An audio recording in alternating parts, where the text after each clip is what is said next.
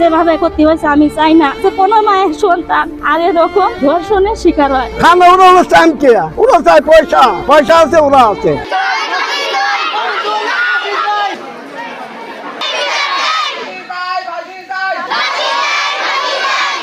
মামুন এবং জুয়েল এরা অনেক প্রত্যেকটি মেয়েকে উত্ত্যক্ত করে।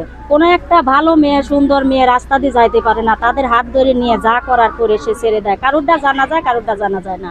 আমার মেয়ের যেভাবে ক্ষতি হয়েছে আমি চাই না যে কোনো মায়ের সন্তান আর এরকম ধর্ষণের শিকার হয়। মানে এর আগে আমাকে জ্বালা যন্ত্রণা করতো, মানে আমার ঘরে ঢুকাইতো, ঘরের টিনের বেড়া কাটতো, টয়লেট বা ঘরের মধ্যে দিয়েছি হে টয়লেটও কাটতো। আমরা এর বিচার চাই, ওর ফাঁসি চাই। প্রশাসনের কাছে একটা অনুরোধ, তারা যেন এই দুইটা আসামিকে যতদূর সম্ভব তাতে গ্রেপ্তার করুক, দ্রুত গ্রেপ্তার করুক। সে মামুন আর জোয়েল আর এই গডফাদার তো আগেকার আওয়ামী লীগের নেতা ছিল সাইফুল। এই দেশে যত কাজ কুই কারবার হয়, টাকা পয়সা যা কবে, এই সাইফুল একটা গডফাদার এলাকা বন্টন করে। সাইফুলিক দললি, ওর চাচাক দললি, আর এই জিনিসটা সব গডফাদার হবে।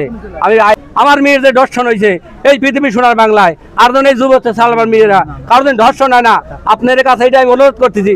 আর দ্বিতীয় কথা, এই মামুনের ভাব কোন আমার হুমকি দিচ্ছে, আপনি যদি না এই হুমকির উদ্ধার না পায়, আপনি দোকানে যান, আমি হুমকির উদ্ধার পাচ্ছি, এই হুমকির দাতা পাচ্ছি, এই দাতার ইন্ধন, এই আসল হারামের আপনারা যেভাবে গ্রেপ্তার করতে হবে, এই দেশ সুস্থ হবে, তারা হবে নাই।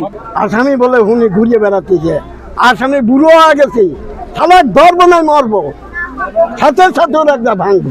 অভিযোগের প্রেক্ষিতে সঙ্গে সঙ্গে মামলা হয়েছে এবং এই মামলার আসামি ধরার জন্য আমরা ওতপ্রোতভাবে লেগে আছি এবং আমরা চেষ্টা করছি। বরং এই মামলার ঘটনার পর দিনই কিছু দুষ্কৃতিকারী বিভিন্ন জায়গায় ভাঙচুরের চেষ্টা চালায়, এতে আসামিরা দূরে চলে যায় এবং আসামি ধরার কাজে এই ঘটনাগুলো প্রতিবন্ধকতা সৃষ্টি করছে। যদি এরা চুপচাপ থাকতো তাহলে আমরা হয়তো আসামিটা আরও দ্রুত ধরতে পারতাম। এই ধরনের কোনো অভিযোগ আমরা পাইনি, আর হুমকি দেওয়ার বিষয়ে কোনো অভিযোগ পাওয়া যায়নি।